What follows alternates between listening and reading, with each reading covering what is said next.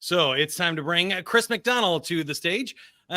Chris is a longtime Sandler trainer in Baltimore, and he works with sales managers and does sales coaching a lot. We're going to talk here about how sales managers can enable this whole change process with their teams and take your team and your business to the next level. Chris, over to you. Take it away, my friend.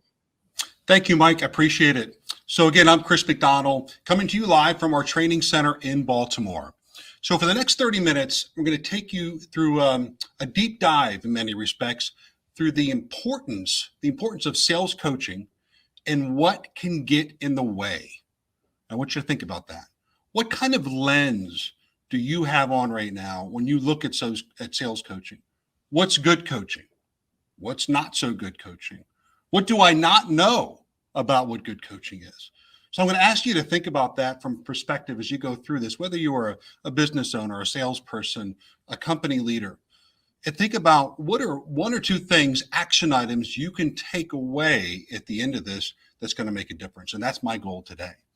So we're going to talk about the different leadership hats that we have and those 4 different hats and how it can be confusing sometimes of which hat we have on. The different traps and roadblocks that sales leaders can fall into today. And sometimes they're very big traps.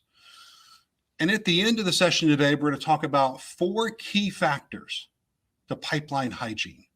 And what does that mean to you? And what you can start doing today that's going to make a difference. So let's go.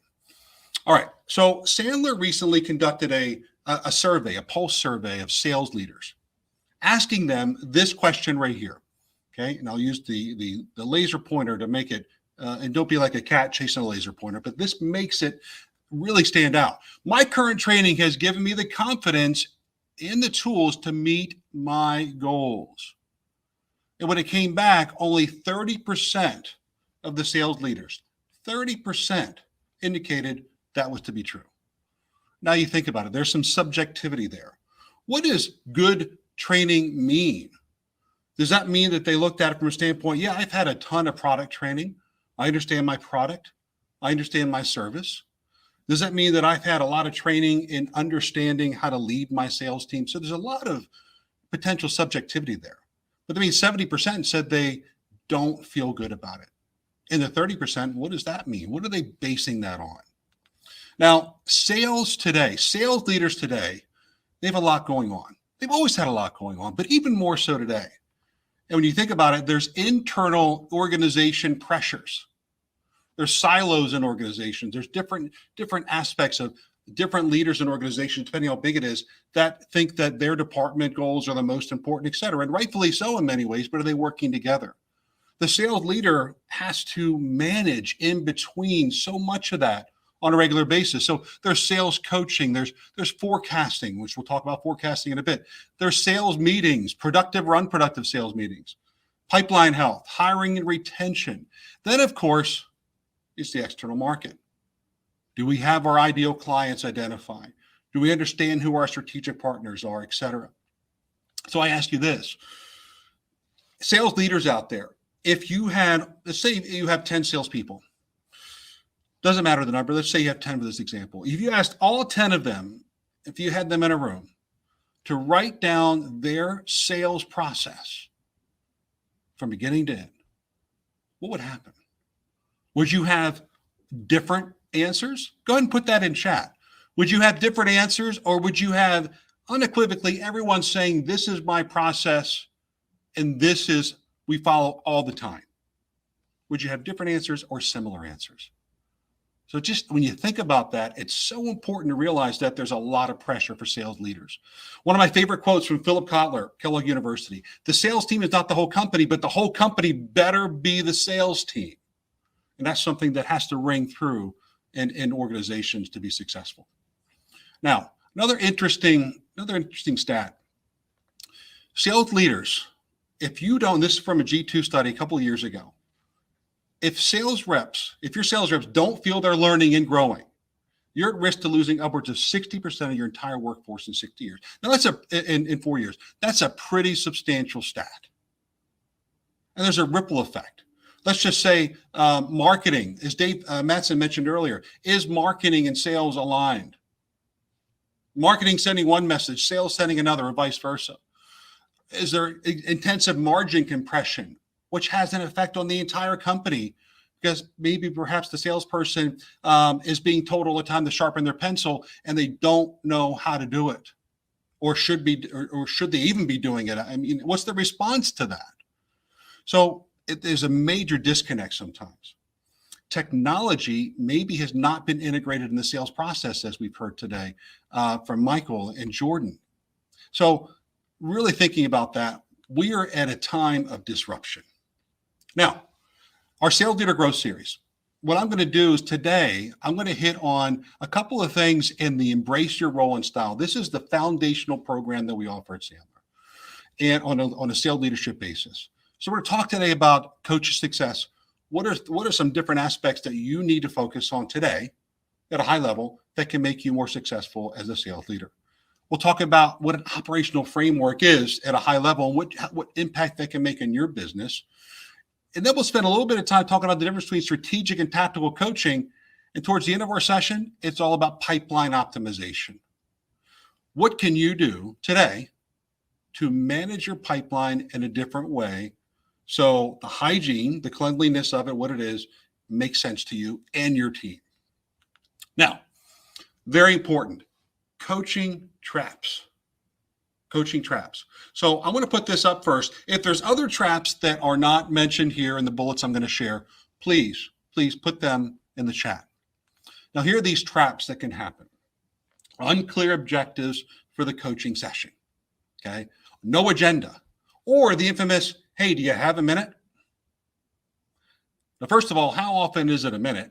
And how often, if you ask that of your salesperson, are they going to get like an internal eye roll? Like, here we go. We're going to be behind closed doors for 2 hours and nothing's going to be different.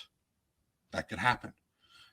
So what is the upfront contract for those that use the upfront contract and familiar with that with Sandler? What's the purpose of our meeting? What's my role going to be? What's your role with the salesperson? How much time are we taking? And what is our expected outcome? So we eliminate and reduce that mutual mystification.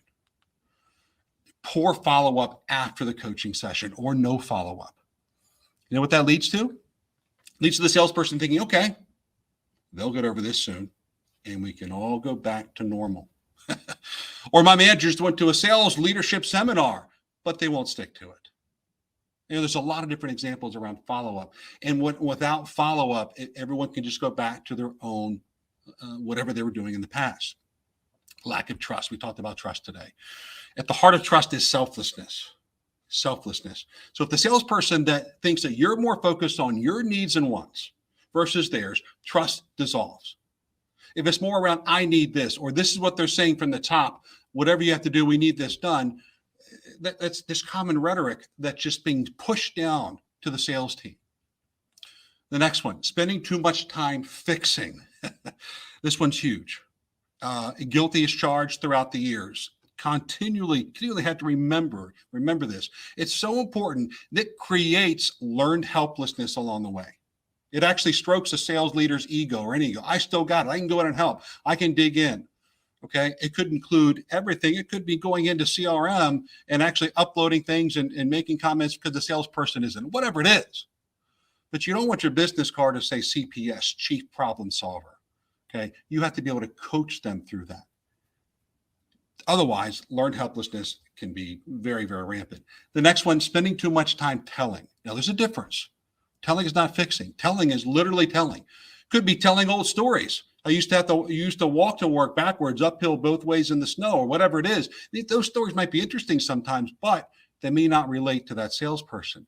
Telling them what to do is different than coaching, and it's different than fixing.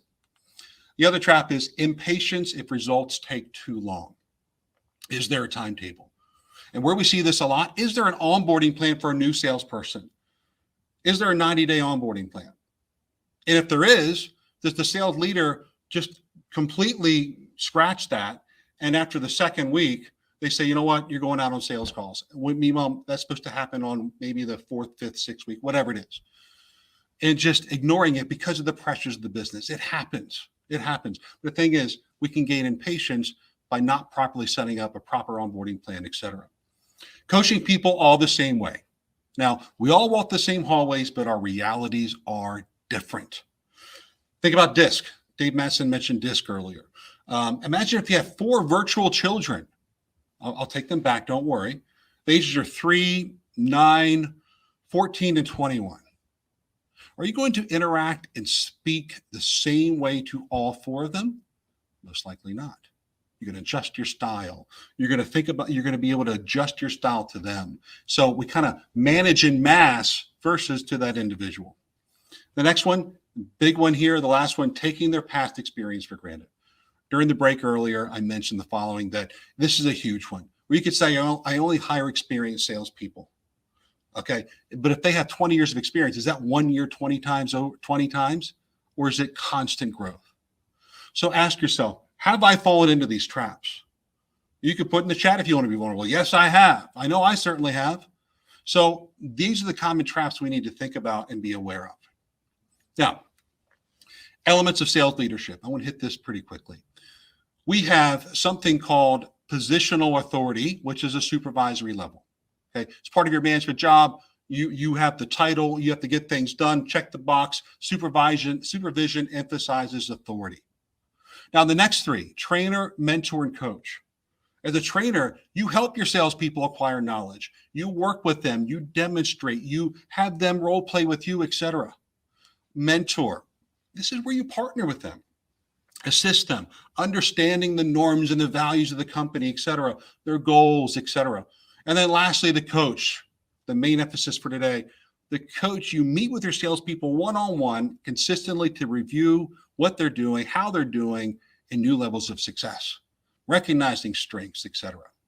So the bottom line is, sometimes we may think as a leader, we have our sales coaching hat on. But if the salesperson sees you coming at them with a supervisory hat on, and it's more telling and different things and checking the box, we kind of erode trust. So we have to be upfront. We have to be clear. We have to be transparent along the way. Now, tactical and strategic coaching. Strategic coaching focuses on helping salespeople plan, thinking about the future, mitigating minor issues, etc. And that is about the what. That's the what. From a standpoint of tactical coaching, that's the how. How is this going to work? What are the skills that I need?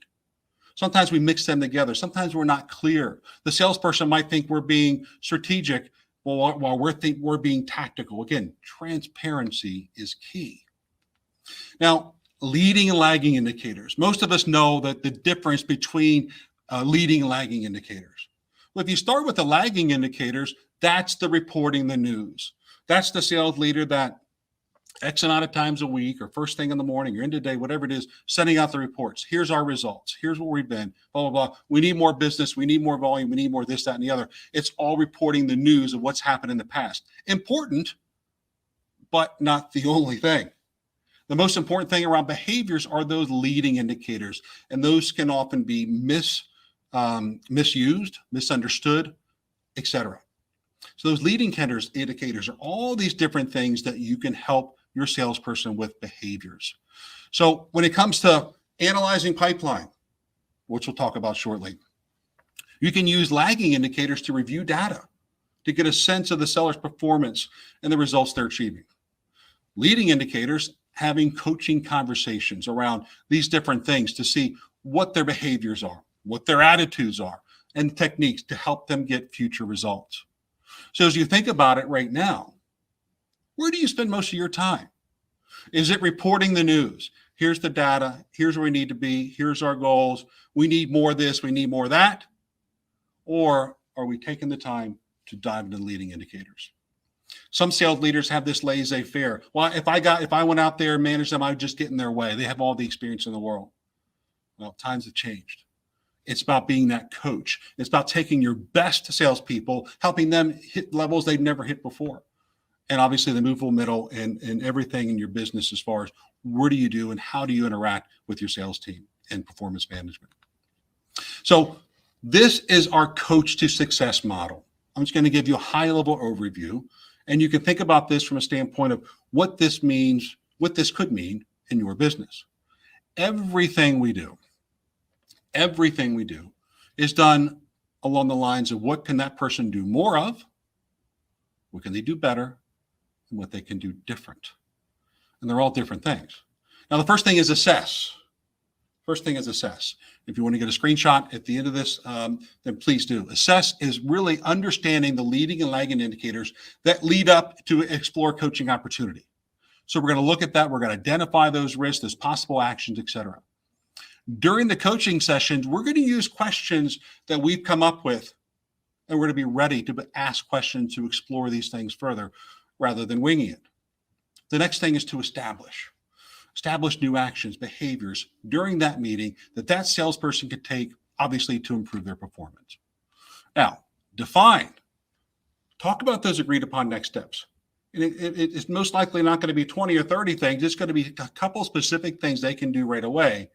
And we're going to close the session today with the 3 Ps we'll talk about as far as pipeline management. Now, lastly, execute. And this is where it can get a little confusing. When it's time to execute, the salesperson takes those actions. Now, some of those actions that you as a leader might be with them, might be ride-alongs, it might be observing sales calls, et cetera, debriefing.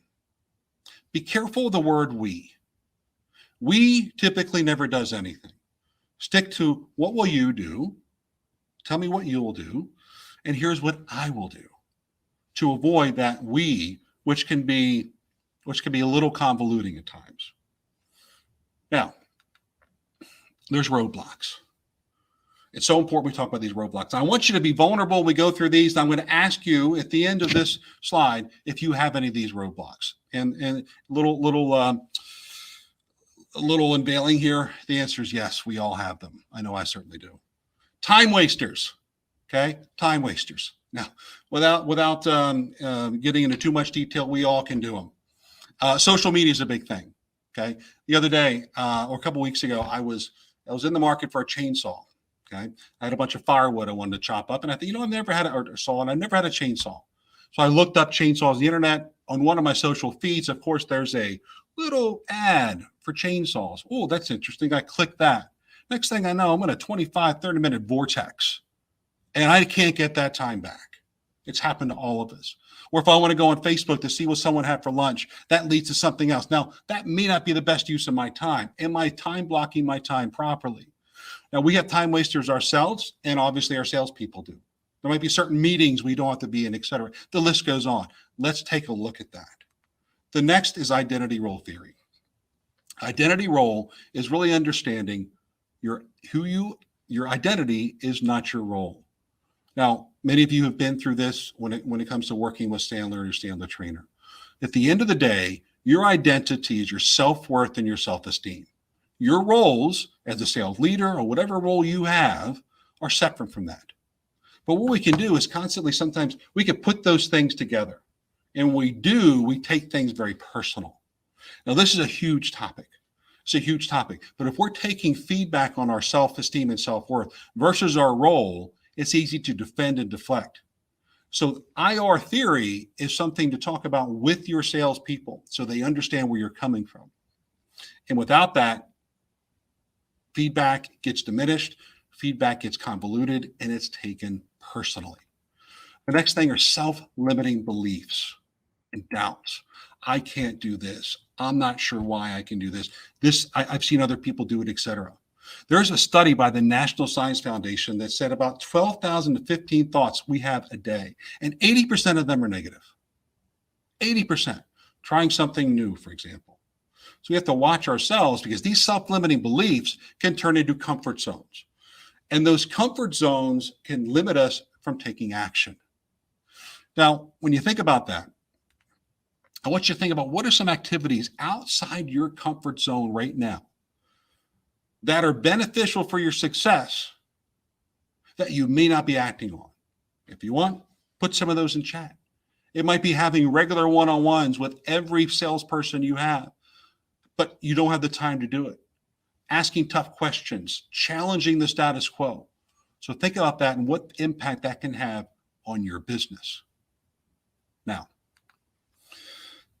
there's an operating framework, okay? An operating framework. And inside of this framework, what I want you to think about, there's 4 key disciplines here. Number one, we have to identify 4 key areas. What are the core disciplines or categories we want to spend our time in as a sales leader? And I'll give you a sample of one in just a moment. What are the top activities we need to do for each of those things? Maybe it's pipeline review. Maybe it's big deal management. Maybe it's account management, whatever it is.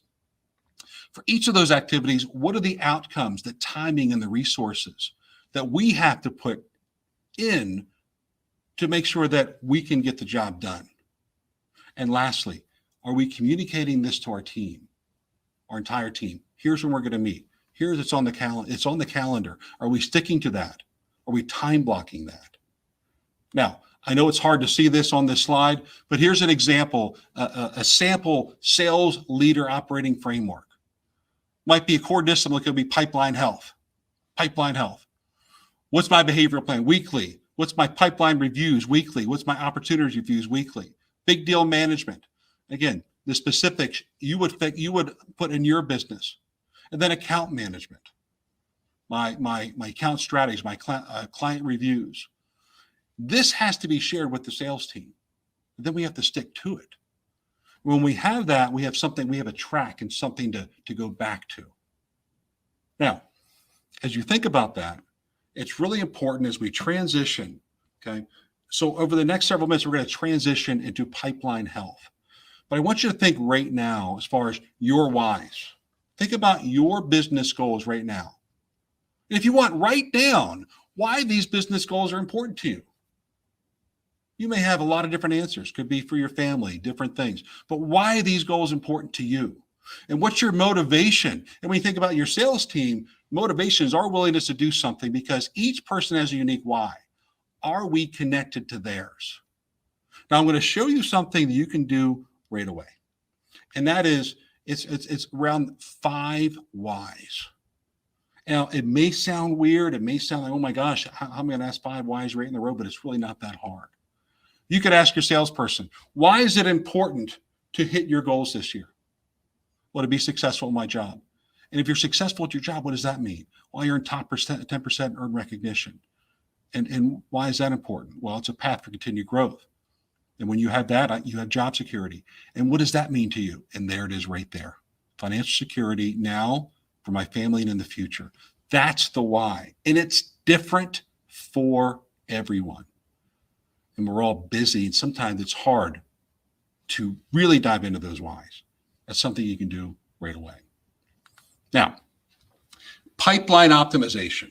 All right, we're going to spend the next 6-7 minutes on this. Pipeline optimization. So important to think about how you're looking at your pipeline today, whether you use a robust CRM like HubSpot, Salesforce, whatever it is, or you have something that you're looking to build, or you're using an Excel file, whatever it is. Like we said earlier, highly recommend a robust CRM, something like HubSpot, Salesforce, etc.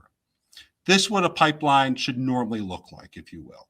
There's small deals, there's medium-sized deals, there's big deals. They're flowing through, and obviously down here, that means they're closing. A couple of things to think about. This pipeline here is called a thin pipeline. Why? Well, not enough opportunities in it.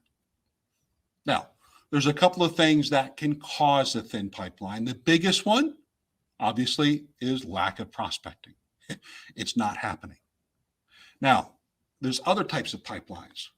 One is this is a top-heavy pipeline. Now, you think about this. Maybe we have such a high prospecting focus, maybe pressure from leadership, need more deals, need more deals, need more deals, but there's lots of unqualified opportunities in the funnel. We're spending a lot of time on these deals that are going nowhere, and it's top-heavy. The others, you have others here, and this is more of a bloated pipeline. Both of these examples here are bloated. This is bloated at the bottom. I want you to think about your business. Do you have salespeople that wait and wait and wait to put deals in the pipeline until they feel really good about them? Then they put them in. And all of a sudden, whoa, and we've seen this in manufacturing companies, supply chain, et cetera. Well, where did all this come from? Well, I didn't feel comfortable putting it in there earlier because I wasn't sure if it was going to close. And all of a sudden, manufacturing and supply chain engineering, well, we can't do this. It causes a lot of problems because it should be very transparent. And the other one is bloated in the middle, perhaps because the seller is struggling with selling techniques, et cetera, to move deals through the pipeline. Or they haven't pruned opportunities, which we'll talk about when we close out. Now, so a couple things. One, 4 different factors here. And I'm going to cover all of these at a high level so you can think about which of these factors is most important to you and your business. They're all important, but where can you first look? The first is quality. Okay. Volume in a seller's pipeline does not mean quality. It just doesn't. It just doesn't. So when you're reviewing pipeline, okay, what are we looking at here? Is there recent ongoing communication with a client? Do we have something that's progressing? Do you, as a leader, inadvertently send signals that lead to putting more stuff in that's not quality just to have stuff in the pipeline? Do you have to think about and reset your expectations on what's appropriate instead of like, hey, we need more deals, I don't care to get them in there? Then it kind of clogs things up. So from a quality perspective, you think about this seller 1, they focus on fewer deals with a focus on quality. Seller 2, a lot of deals without a focus on quality. So you ask yourself, which one is more appealing? And if we're spending so much time, I don't have time to do this, we're spending so much time on deals that should be purged out of the pipeline, that's a major, major time killer. Now, appropriately staged. One of the things you have to think about is that where are these deals in your stages? Maybe the first stage is prospecting. Maybe the next stage is qualification. And then maybe the next stage could be moving on to other decision makers. Then it moves on to presentation, whatever it is, whatever your stages are. Do you have exit criteria that's clear to all of your salespeople when it should move to the next stage? Or is it kind of unclear? It could be mislabeled opportunities. I see something here with leverage a pursuit navigator. You can ask your sales trainer about what that is. It really deals with the client issues, selling team issues, and potential finance issues in a deal that helps you move deals through a pipeline, deals that should move through a pipeline. So when you're asking your salespeople different coaching questions, you could ask, why do you feel this deal is in the proposed stage, for example? Or if I called the client right now, would they say the same thing you did as far as where they are in the process? So that's staging. Next is balanced. And in balanced, you have to think to yourself, where do we have large deals, small deals? Do we have a bloated pipeline? Do some of my sales team have a 50% close rate? Some have a 20% close rate. So when you think about it, are we focusing on large deals, new deals? Do we have our ideal client profile chosen? And do we know who we're going after? Do we have the proper balance? And as you think about the balance in your pipeline, the next thing to think about is it weighted? Now, I know I'm moving through this quickly, but the weighted aspect is really one of the most important things. And you think about it from a standpoint of 10%. Let's just say that this is a prospecting category. This is when deals first go in. And say there's $1 million in there. That would mean $100,000 in a weighted pipeline should close eventually and on down the line. This is closed 1. Maybe this is negotiating proposal, whatever it is in your world. Now, when you think about that and you think about your world, do you have something that looks like this? Can you look at this and say, you know what? I have an annual quota. And in my business, I need to have a 3 times factor of my quota in order to hit goal. Right now, my pipeline value is 1.6 million. I don't have a lot in the initial prospecting stages. And maybe I have some deals here that are just sitting there. When you have a view like this, you're able to coach and work through the process with your salespeople. Lastly, the 3 Ps. Prospecting, pruning, and progressing. Prospecting activities. These are the different activities related to contacting prospective buyers, time blocking, and understanding what are these different activities you need to do as a salesperson. Pruning, one of the scariest things on earth, to take things out of the pipeline, close lost. Now, a lot can go into that. You can't just go in and all of a sudden take everything out. In a large company, if you did that, all of a sudden, like all these sirens go up. What's going on here? We have to understand why we're pruning and getting it out there. But if it's a lost deal, we're spending a lot of time on something to go nowhere. And lastly, progressing. Are we having conversations around how to move deals forward strategically and tactically as we do that. So I know that was a lot. I want you to think to yourself, what's the most important thing for you of these 3 Ps? One last thing in chat. Which one do you think you need to focus on most as a leader in your organization? Or is it all 3? And don't forget, you can join us live in Orlando for the Sandler Summit. We're going to be getting our best trainers and our top clients from around the world together March 19th and 20th in Orlando. Go to sandler.com/summit for more information.